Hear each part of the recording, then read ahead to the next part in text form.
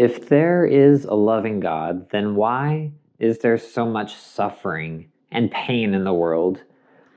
Much could be said on this subject, but I want to just take it from a certain angle to get a little bit of perspective.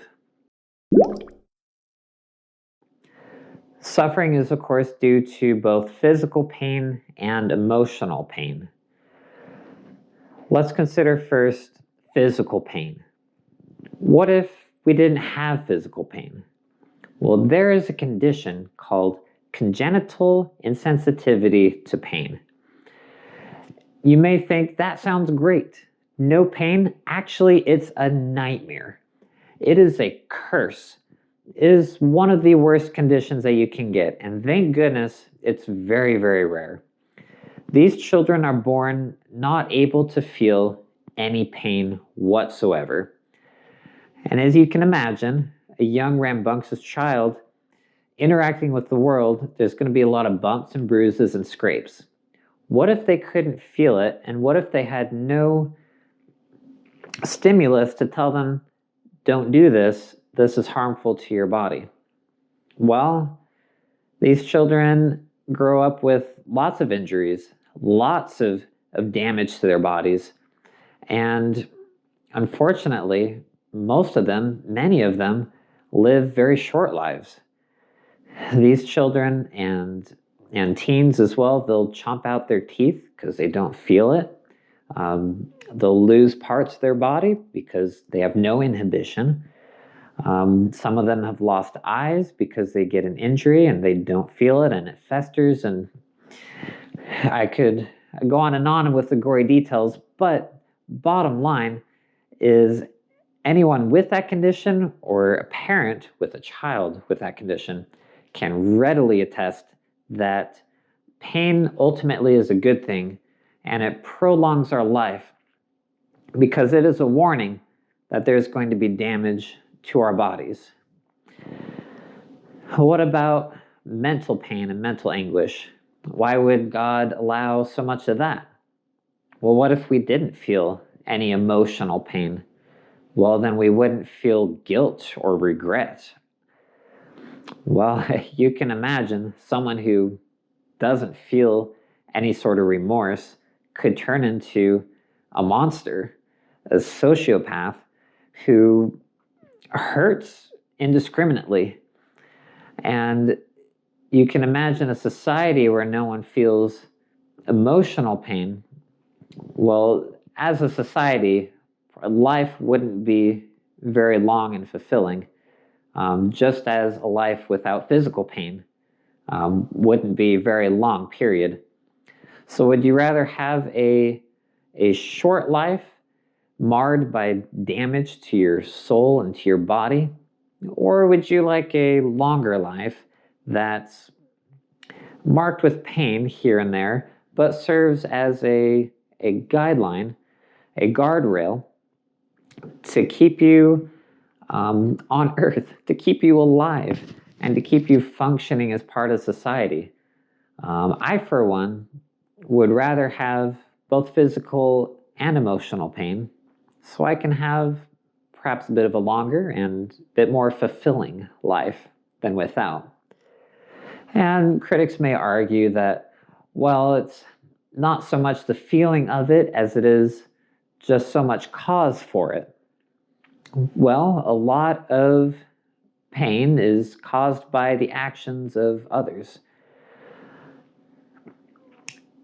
Would you rather that God stop those individuals from causing pain? Surely, stopping Hitler from committing genocide would be a good thing. And God easily could have done that. He could have physically restrained Hitler by his power, and not to mention many other dictators of worlds past and present could have been physically restrained. And that would have been wonderful, right? Alleviation of so much pain and suffering. Well, where do you stop with that? Once you impede on someone's free will, where does it stop? I mean, stopping genocide? Sure, that sounds great. stopping famine, stopping the starvation of children. That sounds great. But I don't think there's an endpoint there, and soon you're trying to prevent anyone from getting a stubbed toe. And to accomplish this, you would have to severely restrict every individual's ability to act and to make choices. Could you imagine that every time you're about to do something that might harm someone else, you were physically restrained? At that point, you wouldn't so much be a free individual, you would be a puppet on God's strings. You would just be a caricature playing out some script that someone else wrote for you. That wouldn't be life, would it? And if this life is an opportunity to develop ourselves, develop our characteristics, then surely restricting many, if not all, of our choices would defeat the purpose. The Book of Mormon speaks on this very, very clearly. In 2 Nephi, chapter 2, it reads, "And to bring about his eternal purposes in the end of man, after he had created our first parents, and the beasts of the field and the fowls of the air, and in fine, all things which are created, it must needs be that there was an opposition, even the forbidden fruit in opposition to the tree of life, the one being sweet, and the other bitter. Wherefore the Lord God gave unto man that he should act for himself. Wherefore man could not act for himself, save it should be that he was enticed by the one or the other." And so what if life was just a bed of roses without thorns? Would we really be happy? Can we know what happiness is without knowing what misery is? Can we appreciate goodness without knowing evil? Is it any wonder that our Bible record begins with the story of the first man and the first woman gaining the ability to know good from evil, partaking of the forbidden fruit, and becoming as God, knowing both good and evil? Had you ever considered that as a divine trait, to know both good and evil? Can you know good without knowing evil?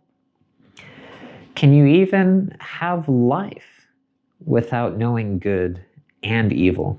I mean, the very pleasure of conception contrasted with the pain of labor and delivery, can that be done without knowing both pain and joy, without knowing good and evil?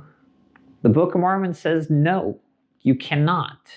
And now behold, if Adam had not transgressed, he would not have fallen, but he would have remained in the Garden of Eden, and all things which were created must have remained in the same state in which they were after they were created. They must have remained forever, and had no end. And they would have had no children, wherefore they would have remained in a state of innocence, having no joy, for they knew no misery, doing no good, for they knew no sin.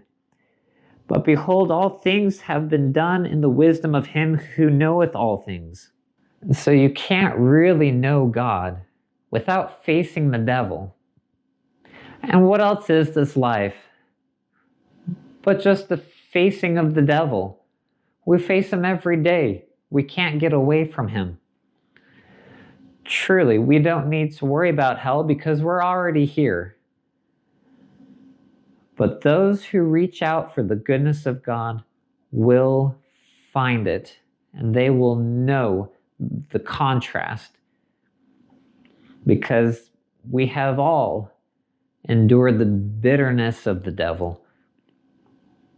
But only those who reach out for God, that they may find him, will know the goodness and the love of our Creator, who created this earth, created this situation where, yes, we have suffering, and yes, we have a lot of it. Some of us more than others, and that's not fair. This life isn't fair. Because how could we know fairness if we didn't have unfairness. So like I said, more could be said, but I just wanted to offer this little bit of perspective.